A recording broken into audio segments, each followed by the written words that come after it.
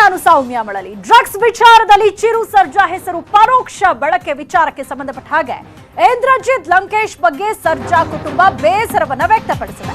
Drugs ವಿಚಾರದಲ್ಲಿ ಚಿರು ಸರ್ಜಾ ಅವರ ಹೆಸರನ್ನ ಪರೋಕ್ಷವಾಗಿ ಬಳಕೆ ಮಾಡಿದ್ದಾರೆ ಇಂದ್ರಜಿತ್ ಅಂತ ಸರ್ಜಾ ಕುಟುಂಬ ಇದೀಗ ಬೇಸರವನ್ನ ವ್ಯಕ್ತಪಡಿಸಿದೆ. ಇದೇ ವಿಚಾರವಾಗಿ ಸಹೋದರ ಧ್ರುವ ಸರ್ಜಾ ಬೇಸರವನ್ನ ವ್ಯಕ್ತಪಡಿಸಿದ್ದಾರೆ. ಪ್ರಶಾಂತ್ ಸಂಬರಗಿ ಜೊತೆ ಧ್ರುವ ಸರ್ಜಾ ವಾಟ್ಸ್ಆಪ್ ಚಾಟ್ ಮಾಡಿದ್ದಾರೆ. ಡ್ರಗ್ಸ್ ವಿಚಾರದಲ್ಲಿ ಅಣ್ಣನ ಹೆಸರನ್ನ ಬಳಸಿದ್ದಕ್ಕೆ ಅವರು ಬೇಸರವನ್ನ ವ್ಯಕ್ತಪಡಿಸಿದ್ದಾರೆ ಧ್ರುವ ಸರ್ಜಾ. ಅಲ್ಲದೆ ಆ ಚಾಟ್ ನಲ್ಲಿ ಅವರು ಮಾತನಾಡುವಂತಹ ಸಂದರ್ಭದಲ್ಲಿ ನಮ್ಮ ಅಣ್ಣನ ಹೆಸರನ್ನ ಬಳಕೆ ಮಾಡಿರುವಂತದ್ದು ತುಂಬಾನೇ ಬೇಜಾರ್ ಆಗಿದೆ ಅಂತ ಅವರು ತಮ್ಮ ಬೇಸರವನ್ನ ವ್ಯಕ್ತಪಡಿಸಿದ್ದಾರೆ. ಚಿರುಪತ್ನಿ ಮೇಘನಾ ಕೂಡ ಬೇಸರವನ್ನ ವ್ಯಕ್ತಪಡಿಸಿದ್ದಾರೆ. ಚಿರು ಸರ್ಜಾ ವಿಚಾರ ಚರ್ಚೆ ಮಾಡಿದ್ದು ಬೇಜಾರಾಗ್ತಾ ಇದೆ. ಇಂದ್ರಜಿತ್ ಲಂಕೇಶ್ ಬಗ್ಗೆ ಮೇಘನಾ ಅಪಸ್ವರವನ್ನ ಎತ್ತಿದ್ದಾರೆ. ಚಿರಂಜೀವಿ ಹೆಸರು ಯಾಕೆ ಬಳಸ್ತಾ ಇದ್ದಾರೆ ಗೊತ್ತಿಲ್ಲ, ಆ ದೇವ್ರೇ ಬಲ್ಲ ಅಂತ ಮೇಘನಾ ರಾಜ್ ಹೇಳಿದ್ದಾರೆ. ಪ್ರಶಾಂತ್ ಸಂಬರಗಿ ಜೊತೆ ಮೇಘನಾ ವಾಟ್ಸ್ಆಪ್ ಚಾಟ್ ನಲ್ಲಿ ಈ ಒಂದು ಬೇಜಾರನ್ನ ಹೊರ ಹಾಕಿರುವಂತದ್ದು. ಈ ಸಂದರ್ಭದಲ್ಲಿ ಚಿರು ಅವರ ಹೆಸರನ್ನ ಯಾಕೆ ತಗೋತಾ ಇದ್ದಾರೆ ಅಂತ ಅವರು ಬೇಜಾರನ್ನ ವ್ಯಕ್ತಪಡಿಸಿದ್ದಾರೆ. ಆ ಚಾಟ್ ಇದನ್ನ ನಾವು ಸ್ಕ್ರೀನ್ ಶಾಟ್ ಅನ್ನ ನಾವು ತೋರಿಸ್ತಾ ಇದ್ದೀವಿ.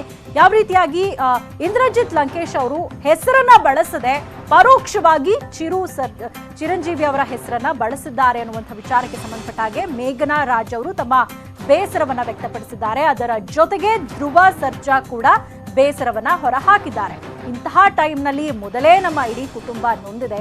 ಈ ಟೈಮಲ್ಲಿ ಚಿರಂಜೀವಿ ಅವರ ಹೆಸರನ್ನ ಯಾಕೆ ಬಳಕೆ ಮಾಡಿದ್ದಾರೆ, ಯಾಕೆ ಅನ್ಯತಃ ನಮ್ಮ ಅಣ್ಣನ ಹೆಸರನ್ನ ತರ್ತಾ ಇದ್ದಾರೆ ಈ ಒಂದು ವಿಚಾರದಲ್ಲಿ ಅನ್ನುವಂಥ ಬೇಜಾರನ್ನ ಅವರು ಹೊರ ಹಾಕಿರುವಂಥದ್ದು. ಪ್ರಶಾಂತ್ ಸಂಬರ್ಗಿ ಅವರ ಜೊತೆ ಮೇಘನಾ ರಾಜ್ ಅವರು ಮಾಡುವಂತಹ ಚಾಟ್ ಸ್ಕ್ರೀನ್ ಶಾಟ್ ಅನ್ನ ನಾವಿದೀಗ ತೋರಿಸ್ತಾ ಇದ್ದೀವಿ. ತುಂಬಾನೇ ಅಪ್ಸೆಟ್ ಆಗಿದೆ ನನಗೆ ಈ ವಿಚಾರದಲ್ಲಿ. ಚಿರಂಜೀವಿ ಸರ್ಜಾ ಅವರ ಫೋಟೋವನ್ನ ಬಳಸಲಾಗ್ತಾ ಇದೆ, ಯಾಕೆ ಅವರ ಹೆಸರನ್ನ ತಗೋತಾ ಇದ್ದಾರೆ ಅನ್ನೋದು ದೇವರಿಗೆ ಗೊತ್ತು ಅಂತ ಅವರು ಬೇಜಾರನ್ನ ಹೊರ ಹಾಕಿದ್ದಾರೆ. ಇದ್ರ ಬಗ್ಗೆ ಮತ್ತಷ್ಟು ಮಾಹಿತಿಯನ್ನ ಪಡೆಯೋಣ. ನಮ್ಮ ಪ್ರತಿನಿಧಿ ಆನಂದ್ ಇದೀಗ ನಮ್ಮ ಜೊತೆ ನೇರ ಸಂಪರ್ಕದಲ್ಲಿ ಜಾಯಿನ್ ಆಗಿದ್ದಾರೆ. ಆನಂದ್, ಈ ಒಂದು ಡ್ರಗ್ಸ್ ಮಾಫಿಯಾ ಹಾಗೆ ಚಿತ್ರರಂಗದ ಲಿಂಕ್ ಈ ವಿಚಾರಕ್ಕೆ ಸಂಬಂಧಪಟ್ಟ ಹಾಗೆ ಇಂದ್ರಜಿತ್ ಲಂಕೇಶ್ ಅವರ ಸ್ಟೇಟ್ಮೆಂಟ್ಗೆ ಇದೀಗ ಚಿರಂಜೀವಿ ಸರ್ಜಾ ಅವರ ಕುಟುಂಬದವರು ಬೇಸರವನ್ನ ಹೊರ ಹಾಕಿದ್ದಾರೆ. ಧ್ರುವ ಸರ್ಜಾ ಹಾಗೆ ಮೇಘನಾ ರಾಜ್ ಅವರು ಬೇಜಾರನ್ನ ಹೊರ ಹಾಕಿದ್ದಾರೆ. ಒಟ್ಟಾರೆಯಾಗಿ ಏನ್ ಹೇಳಿದ್ದಾರೆ ಈ ಒಂದು ಇನ್ಸಿಡೆಂಟ್ ಬಗ್ಗೆ ಅವರು?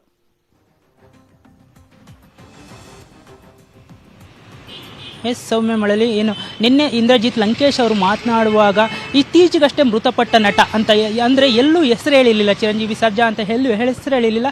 ಮೃತಪಟ್ಟ ನಟನ ಪೋಸ್ಟ್ಮಾರ್ಟಮ್ ಯಾಕೆ ಮಾಡಿರಲಿಲ್ಲ ಅನ್ನೋ ಪ್ರಶ್ನೆಯನ್ನು ಎತ್ತಿದ್ರು. ಇದು ಎಲ್ಲೋ ಒಂದು ಕಡೆ ಚಿರಂಜೀವಿ ಸರ್ಜಾ ಅಂತಲೇ ಊಹಾಪೋಹಗಳು ಸಾಕಷ್ಟು ಎದ್ದಿದ್ವಿ ಸೌಮ್ಯ.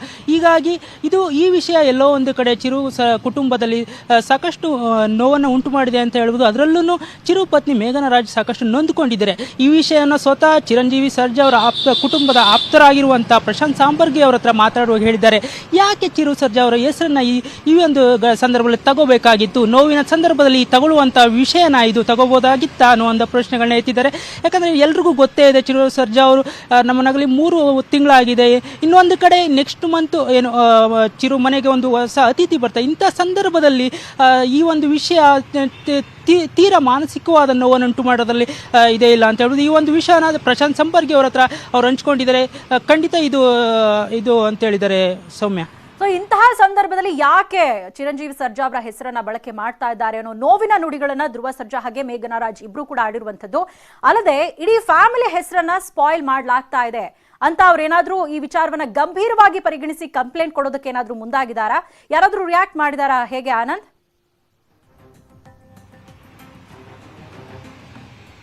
ಸದ್ಯಕ್ಕೆ ಪ್ರಶಾಂತ್ ಸಂಬರ್ಗಿ ಅವರ ಹತ್ರ ಚಾಟ್ ಮಾಡಿರೋ ಒಂದು ಇದರಲ್ಲಿ ಮೇಘನಾ ರಾಜ್ ಅವರು ತಮ್ಮ ನೋವನ್ನು, ತಮ್ಮ ಸಂಕಟವನ್ನು ಹೇಳ್ಕೊಂಡಿದ್ದಾರೆ. ಯಾಕೆ ಈ ರೀತಿ ಒಂದು ಸಂಕಷ್ಟದಲ್ಲಿರುವ ಒಂದು ಕುಟುಂಬದ ಹೆಸರನ್ನು ಈ ಸಂದರ್ಭದಲ್ಲಿ ತಗೊಳ್ಳೋದು ಸರಿ ಇತ್ತಾ ಅನ್ನೋ ಒಂದು ಪ್ರಶ್ನೆಯನ್ನು ಮಾಡಿದ್ದಾರೆ. ಇಲ್ಲಿ ಹೇಳ್ಬೇಕಂದ್ರೆ ಇಂದ್ರಜಿತ್ ಲಂಕೇಶ್ ಅವರು ಎಲ್ಲೂ ಹೆಸರನ್ನು ಹೇಳಿಲ್ಲ, ಪರೋಕ್ಷವಾಗಿ ಹೇಳಿರೋದ್ರಿಂದ ಇದು ಕಾನೂನಾತ್ಮಕವಾಗಿ ಯಾವ ರೀತಿ ಇದನ್ನು ಎದುರಿಸ್ತಾರೆ ಅಂತ ನೋಡಬೇಕಾಗಿದೆ ಸೌಮ್ಯ ಮಳಲಿ. ಈ ಕನ್ನಡ ಇಂಡಸ್ಟ್ರಿಯಲ್ಲಿ ನೋನ್ ಫ್ಯಾಮಿಲಿ ಸರ್ಜಾ ಕುಟುಂಬ ಅಂತಂದ್ರೆ ಬಹಳ ಹೆಸರು ಮಾಡಿದ್ದಾರೆ, ಒಳ್ಳೊಳ್ಳೆ ಚಿತ್ರಗಳಲ್ಲಿ ನಟಿಸಿದ್ದಾರೆ, ಅವ್ರಿಗೆ ಆದಂತಹ ದೊಡ್ಡ ಅಭಿಮಾನಿ ಬಳಗ ಇದೆ. ಇಂತಹ ಸಂದರ್ಭದಲ್ಲಿ ಆ ಕುಟುಂಬದ ಹೆಸರು ತಳಕ್ ಹಾಕೊಂಡಿರೋದು ನಿಜಕ್ಕೂ ಕೂಡ ಅವರ ಕುಟುಂಬಕ್ಕೆ ದೊಡ್ಡ ಆಘಾತವನ್ನ ತಂದಿರುವಂತದ್ದು. ಇನ್ನು ಈಗ ಆಲ್ರೆಡಿ ಮೇಘನಾ ರಾಜ್ ಅವರು ತುಂಬಾನೇ ನೋವಲ್ಲಿದ್ದಾರೆ. ಈ ಮಧ್ಯೆ ಇದೀಗ ಈ ಒಂದು ವಿಚಾರ ಕೂಡ ಸೇರ್ಕೊಂಡಿರುವಂತದ್ದು. ಇದ್ರ ಬಗ್ಗೆ ಸುಂದರರಾಜ್ ಅವರಾಗ್ಲಿ ಅಥವಾ ಅವರ ಪತ್ನಿಯವರಾಗ್ಲಿ ಯಾರಾದ್ರೂ ರಿಯಾಕ್ಟ್ ಮಾಡಿದಾರಾ? ಹೇಗೆ ಆನಂದ್? ಸದ್ಯಕ್ಕೆ ಯಾರು ರಿಯಾಕ್ಟ್ ಮಾಡಿಲ್ಲ. ಆದರೆ ಧ್ರುವ ಸರ್ಜಾ ಕೂಡ ಈ ವಿಷಯನ ತಿಂದ ತುಂಬ ನೋವಿಂದಿದೆ ಅಂತ ಹೇಳ್ಬೋದು. ಧ್ರುವ ಸರ್ಜಾ ಕೂಡ ಏನು ಅಣ್ಣ ಇದಾದಮೇಲೆ ತುಂಬ ಮಾನಸಿಕವಾಗಿ ಕುಗ್ಗೋಗಿದ್ದಾರೆ. ಅವರು ಕೂಡ ಆಸ್ಪತ್ರೆಯಲ್ಲಿ ಚಿಕಿತ್ಸೆ ಕೂಡ ಸಹ ಪಡೆದಿದ್ರು. ಪ್ರತಿದಿನ ಏನು ಅವ್ರು ಫಾರ್ಮ್ ಹೌಸ್ನಲ್ಲಿರುವಂಥ ಅಣ್ಣನ ಸಮಾಧಿಗೆ ಹೋಗ್ತಾ ಇರ್ತಾರೆ. ಈ ವಿಷಯ ಇನ್ನಷ್ಟು ಅವ್ರಿಗೆ ತೀವ್ರ ನೊಂದಿದೆ ಅಂತ ಹೇಳ್ಬೋದು. ಯಾವ ರೀತಿ ಇದನ್ನು ಎದುರಿಸಬೇಕು, ಹೇಗೆ ಇದನ್ನು ಇದು ಮಾಡ್ಬೋದು, ಹೇಗೆ ಡಿಪೆಂಡ್ ಮಾಡ್ಕೋಬೋದು ಅನ್ನೋದ್ರ ಬಗ್ಗೆನೂ ಅವರು ಆಪ್ತರ ಹತ್ರ ಮಾತಾಡ್ಕೊಳ್ತಾ ಇದ್ದಾರೆ ಅಂತ ಹೇಳ್ಬೋದು. ಆಪ್ತರ ಹತ್ರ ಸಾಕಷ್ಟು ಜನರ ಜೊತೆ ಮಾತಾಡ್ತಿದ್ದಾರೆ. ಈಗ ಪ್ರಶಾಂತ್ ಅವರ ಜೊತೆ ಮಾತನಾಡಿರುವಂತಹ ಒಂದು ಸ್ಕ್ರೀನ್ ಶಾಟ್ ಕೂಡ ಇದೀಗ ಲಭ್ಯ ಆಗಿದೆ. ಬಟ್ ಇಷ್ಟೊಂದು ದೊಡ್ಡ ಆರೋಪ ಅಥವಾ ಅವರ ಕುಟುಂಬದ ಮೇಲೆ ಇಂತಹ ಒಂದು ಮಾತುಗಳು ಕೇಳಿ ಬಂದಾಗ ಯಾರು ಕೂಡ ಸುಮ್ಮನಿರೋದಿಲ್ಲ. ಸೊ ನಿನ್ನೆನೇ ಒಂದು ಸ್ಟೇಟ್ಮೆಂಟ್ ಅನ್ನ ಕೊಟ್ಟಿರುವಂತದ್ದು ಇಂದ್ರಜಿತ್ ಲಂಕೇಶ್ ಅವರು. ಹೆಸರನ್ನ ಪ್ರಸ್ತಾಪ ಮಾಡದೇ ಇದ್ರೂ ಕೂಡ ಚಿರಂಜೀವಿ ಅವರ ಬಗ್ಗೆನೇ ಅವರು ಮಾತನಾಡಿದ್ದಾರೆ ಅನ್ನುವಂತ ರೀತಿಯಲ್ಲಿ ಬಿಂಬಿತ ಆಗ್ತಾ ಇದೆ. ಸೊ ಇದಕ್ಕೆ ಒಂದು ಕ್ಲಾರಿಫಿಕೇಶನ್ ಅನ್ನ ಇಡೀ ಕುಟುಂಬ ಮೀಡಿಯಾ ಮುಂದೆ ಬಂದೋ ಅಥವಾ ಒಂದು ಪ್ರೆಸ್ ಮೀಟ್ ಮಾಡೋ ಅಥವಾ ಸೋಷಿಯಲ್ ಮೀಡಿಯಾದಲ್ಲೋ ಹಾಕ್ಲೇಬೇಕಾಗುತ್ತೆ. ಯಾಕಂದ್ರೆ ಅವರ ಅಭಿಮಾನಿಗಳಲ್ಲಿ ಕೂಡ ಸಾಕಷ್ಟು ಕನ್ಫ್ಯೂಷನ್ ಕ್ರಿಯೇಟ್ ಆಗುತ್ತೆ. ದೊಡ್ಡ ಮಟ್ಟದಲ್ಲಿ ಈ ವಿಚಾರ ಸುದ್ದಿ ಆಗ್ತಾ ಇರುವಂತ ಸಂದರ್ಭದಲ್ಲಿ ಯಾಕೆ ಅವ್ರು ಇನ್ನೂ ಅಂದ್ರೆ ಎಲ್ಲೂ ಹೇಳ್ತಾ ಇಲ್ಲ ಅಂತಂದ್ರೆ ಮೀಡಿಯಾ ಮುಂದೆ ಬಂದೋ ಅಥವಾ ಸೋಷಿಯಲ್ ಮೀಡಿಯಾದಲ್ಲೋ ಯಾಕೆ ಈ ವಿಚಾರವನ್ನ ಪ್ರಸ್ತಾಪ ಮಾಡ್ತಿಲ್ಲ ಅಂತ ಹಾಗಾದ್ರೆ?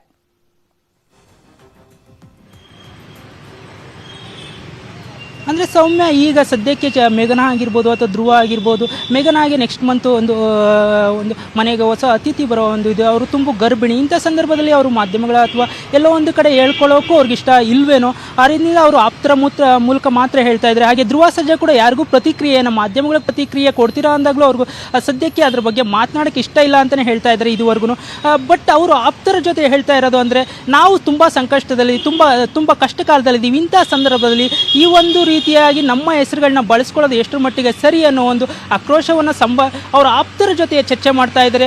ಮುಂದಿನ ದಿನಗಳಲ್ಲಿ ಖಂಡಿತ ಇದನ್ನು, ಯಾಕಂದರೆ ಇದು ಸಣ್ಣ ಪುಟ್ಟ ಆರೋಪವಲ್ಲ, ಇಂಥ ಆರೋಪವನ್ನು ಖಂಡಿತ ಕಾನೂನಾತ್ಮಕವಾಗೂ ಕೂಡ ಎದುರಿಸಬೇಕಾಗುತ್ತೆ. ಕಾನೂನಾತ್ಮಕವಾಗಿ ಯಾವೆಲ್ಲ ರೀತಿ ತಗೊಂಡೋಗ್ಬೋದು ಅನ್ನೋದನ್ನು ಕೂಡ ಚರ್ಚಿಸಿ ಯಾವ ರೀತಿ ತಗೊಳ್ತಾರೆ ಅನ್ನೋದನ್ನ ನೋಡಬೇಕಾಗಿದೆ. ಸೌಮ್ಯ, ಥ್ಯಾಂಕ್ ಯು ಆನಂದ್ ತಮ್ಮೆಲ್ಲ ಇನ್ಫಾರ್ಮೇಶನ್ಗೆ. ಏನೋ ಸ್ಯಾಂಡಲ್ವುಡ್ಗೆ ಡ್ರಗ್ಸ್ ನಂಟಿದೆ ಎಂಬ ಬಗ್ಗೆ ಸ್ಯಾಂಡಲ್ವುಡ್ ನಟ ಆದಿ ಲೋಕೇಶ್ ಬಾಂಬ್ ಅನ್ನ ಸಿಡಿಸಿದ್ದಾರೆ. ಕನ್ನಡ ಚಿತ್ರರಂಗದಲ್ಲಿ ಯುವ ನಟರು ಡ್ರಗ್ಸ್ ತಗೋತಾರೆ. ಶೂಟಿಂಗ್ ಸಮಯದಲ್ಲಿ ನಾನು ಕೂಡ ನೋಡಿದ್ದೇನೆ. ಕೆಲವರು ಸಣ್ಣಗಾಗೋದಕ್ಕೆ, ಇನ್ ಕೆಲವರು ದಪ್ಪಗಾಗೋದಕ್ಕೆ ಸ್ಟೆರಾಯ್ಡ್ ಅನ್ನ ತಗೋತಾರೆ ಅಂತ ಆದಿ ಲೋಕೇಶ್ ಹೇಳಿದ್ದಾರೆ. ಇವಾಗ ಕೆಲವರು ಸಣ್ಣ ಆಗಬೇಕು, ದಪ್ಪ ಆಗಬೇಕು, ಅದು ಆಳು ಮೂಳು ಅಂದ್ಬಿಟ್ಟು ಸ್ಟೆರಾಯ್ಡ್ಸ್ ತೊಗೊಳೋದು ಅದೆಲ್ಲ ಮಾಡ್ತಾರೆ. ಜನರಲಿ ಎಲ್ಲರೂ ಮಾಡ್ತಾರೆ. ಸೊ ಅದ್ರದ್ದು ಸೈಡ್ ಎಫೆಕ್ಟ್ಸ್ ಏನು, ಅದ್ರದ್ದು ಹಿಂದೆ ಏನಾಗುತ್ತೆ ಅನ್ನೋದನ್ನ ಯಾರು ಹೇಳ್ಕೊಡಲ್ಲ. Blaming on Sandalwood is biggest mistake. ಇರ್ಬೋದೇನಪ್ಪ. ನಾನಂತೂ ಇವತ್ತವರೆಗೂ ಯಾವ ರೇವ್ ಪಾರ್ಟಿಗೂ ಹೋಗಿಲ್ಲ, ಯಾವ ಪಾರ್ಟಿಗೂ ಹೋಗಲ್ಲ. ನಾನು ನಂದೇ ಆದ ಒಂದು ಕೆಲವು ಎಥಿಕ್ಸ್ ಇದೆ ಲೈಫಲ್ಲಿ, ಅದನ್ನು ಪಾಲಿಸ್ಕೊತೀನಿ. ಬಟ್ ಎಸ್, ನನಗೂ ಗೊತ್ತು ಕೆಲವರು ಇದ್ದಾರೆ, ಅಂದರೆ ಇವಾಗ ಬಂದಿರೋ ಪೀಳಿಗೆಯಲ್ಲಿ ಒಂದಷ್ಟು ಜನ ಇದ್ದಾರೆ. ಹೆಸರು ನಾನು ಹೇಳೋಕ್ಕಿಂತ ಯಾರು ಹೇಳಬೇಕು ಅವ್ರು ಹೇಳೋದು ಕರೆಕ್ಟಾಗಿರ್ತದೆ. ಯಾಕಂದರೆ ಈಗ ಎಲ್ಲೋ ನಮ್ಗೆ ಗೊತ್ತಿರುತ್ತೆ. ಯಾಕಂದರೆ ಬೆಳಗ್ಗೆ ಕೆಲಸ ಮಾಡ್ಬೇಕಾದ್ರೆ ಗೊತ್ತಾಗುತ್ತೆ ಕೋ ಆರ್ಟಿಸ್ಟು ಹೆಂಗಿರ್ತಾರೆ, ಏನು ಕತೆ ಅವ್ರದ್ದು ಅಂತ. ಸೊ ಆವಾಗ ನಮ್ಗೆ ಅರ್ಥ ಆಗುತ್ತೆ ಇವ್ರದ್ದು ಕತೆ ಹಿಂಗಿದೆ ಅಂತ. ಈಗ ಏನಾಗುತ್ತೆ, ಡ್ರಗ್ಸ್ ತೊಗೊಂಡ್ರೆ ನಿಮಗೆ ಸ್ಮೆಲ್ ಬರಲ್ಲ, ಒಂದು ನಿಮ್ಗೆ ಗೊತ್ತೂ ಆಗಲ್ಲ, ಅವ್ರದ್ದೇ ಒಂದು ನಶಾಲಿರ್ತಾರೆ. ಸೊ ಅದು ನಮ್ಗೆ ಗೊತ್ತಾಗೋಗುತ್ತೆ, ಓ ಇವ್ರು ಹಿಂಗೆ ಇರ್ತಾರೆ, ಒಂದೇ ಕಡೆ ನೋಡ್ತಾ ಇರ್ತಾರೆ, ಒಂದೇ ಕಡೆ ಕೂತಿರ್ತಾರೆ, ಒಂದೇ ಕಡೆ ಏನೋ ಮಾಡ್ತಿರ್ತಾರೆ. ಸೊ ಇದು ಗೊತ್ತಾಗುತ್ತೆ ನಮಗೆ. ಬಟ್ ಏನು ಮಾಡೋಕ್ಕಾಗುತ್ತೆ, ಕೆಲಸ ಮುಗಿಸ್ರೆ ಸಾಕಪ್ಪ ಅಂತ ನಮಗೂ ಅನಿಸ್ಬಿಡುತ್ತೆ. ಇವಾಗ ಕೆಲವರು ಸಣ್ಣ ಆಗಬೇಕು, ದಪ್ಪ ಆಗಬೇಕು, ಅದು ಆಳು ಮೂಳು ಅಂದ್ಬಿಟ್ಟು ಸ್ಟೆರಾಯ್ಡ್ಸ್ ತೊಗೊಳೋದು ಅದೆಲ್ಲ ಮಾಡ್ತಾರೆ. ಜನರಲಿ ಎಲ್ಲರೂ ಮಾಡ್ತಾರೆ. ಸೊ ಅದ್ರದ್ದು ಸೈಡ್ ಎಫೆಕ್ಟ್ಸ್ ಏನು, ಅದ್ರದ್ದು ಹಿಂದೆ ಏನಾಗುತ್ತೆ ಅನ್ನೋದನ್ನ ಯಾರು ಹೇಳ್ಕೊಡಲ್ಲ. Blaming on Sandalwood is. Welcome back. ರಾಜ್ಯಾದ್ಯಂತ ಮುಂದಿನ ವಾರ ಭಾರಿ ಮಳೆ ಆಗುತ್ತೆ. ಕರಾವಳಿ ಜಿಲ್ಲೆಗಳಲ್ಲಿ 3 ದಿನ ಭಾರಿ ಮಳೆಯಾಗಲಿದೆ. ಉತ್ತರ ಕನ್ನಡ, ಉಡುಪಿ ಹಾಗೆ ದಕ್ಷಿಣ ಕನ್ನಡ ಜಿಲ್ಲೆಯಲ್ಲಿ ಭಾರಿ ಮಳೆಯಾಗುತ್ತೆ. 3 ದಿನಗಳ ಕಾಲ ಭಾರಿ ಮಳೆ ಆಗುತ್ತೆ ಅಂತ ಹವಾಮಾನ ಇಲಾಖೆ ಮುನ್ಸೂಚನೆಯನ್ನ ಕೊಟ್ಟಿದೆ. ಕರಾವಳಿ ಜಿಲ್ಲೆಗಳಲ್ಲಿ 3 ದಿನ ಭಾರಿ ಮಳೆ ಸಾಧ್ಯತೆ ಇದೆ. ಉತ್ತರ ಕನ್ನಡ, ಉಡುಪಿ ಹಾಗೆ ದಕ್ಷಿಣ ಕನ್ನಡ ಜಿಲ್ಲೆಗಳಲ್ಲಿ ಭಾರಿ ಮಳೆ ಆಗುತ್ತೆ ಅಂತ ಹವಾಮಾನ ಇಲಾಖೆ ಮುನ್ಸೂಚನೆಯನ್ನ ಕೊಟ್ಟಿದೆ. ಕರಾವಳಿ ಜಿಲ್ಲೆಗಳಲ್ಲಿ ಯೆಲ್ಲೋ ಅಲರ್ಟ್ ಅನ್ನ ಘೋಷಣೆ ಮಾಡಲಾಗಿದೆ. ಸೆಪ್ಟೆಂಬರ್ 2 ಮತ್ತು 3 ಬಹುತೇಕ ಎಲ್ಲ ಕಡೆ ಮಳೆಯಾಗಲಿದೆ. ದಕ್ಷಿಣ ಒಳನಾಡಿನಲ್ಲಿ ಇಂದು ಮತ್ತೆ ನಾಳೆ ಭಾರಿ ಮಳೆಯಾಗಲಿದೆ. ಸೆಪ್ಟೆಂಬರ್ 1ರಿಂದ 3ರವರೆಗೆ ಶಿವಮೊಗ್ಗ, ಹಾಸನ, ಚಾಮರಾಜನಗರ, ಮೈಸೂರು, ಮಂಡ್ಯ, ರಾಮನಗರ, ಚಿಕ್ಕಬಳ್ಳಾಪುರದಲ್ಲಿ ಭಾರಿ ಮಳೆಯಾಗುವ ಸಾಧ್ಯತೆ ಇದೆ. ದಕ್ಷಿಣ ಒಳನಾಡಿನಲ್ಲಿ ಕೂಡ ಸೆಪ್ಟೆಂಬರ್ 1ರಿಂದ 3ರವರೆಗೆ ಯೆಲ್ಲೋ ಅಲರ್ಟ್ ಅನ್ನ ಘೋಷಣೆ ಮಾಡಲಾಗಿದೆ.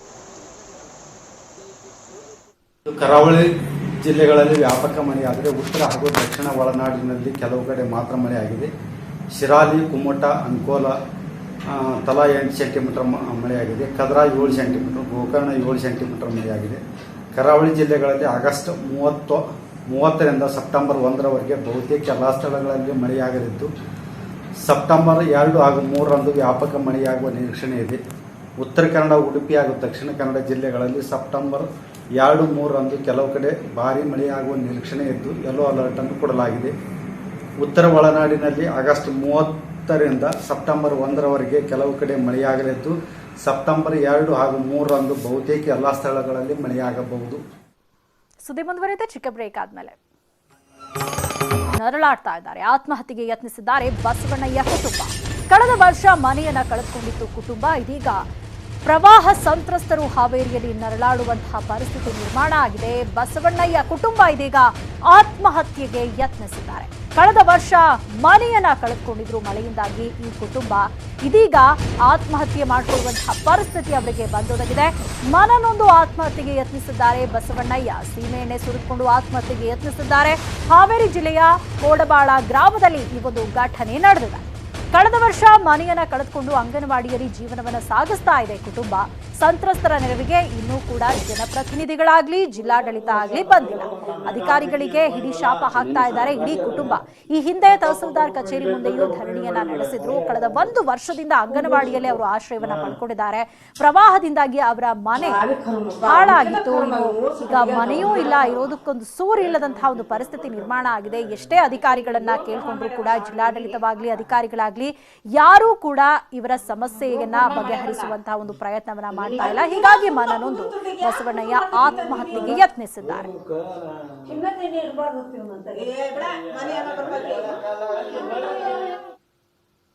ಇದಿಷ್ಟು ಸದ್ಯದ ನ್ಯೂಸ್ ಅಪ್ಡೇಟ್ಸ್. ನೋಡ್ತಾ ಇರಿ ನ್ಯೂಸ್ 18 ಕನ್ನಡ. ಜಾಲ ನಮ್ಮದು, ಬಲ ನಿಮ್ಮದು.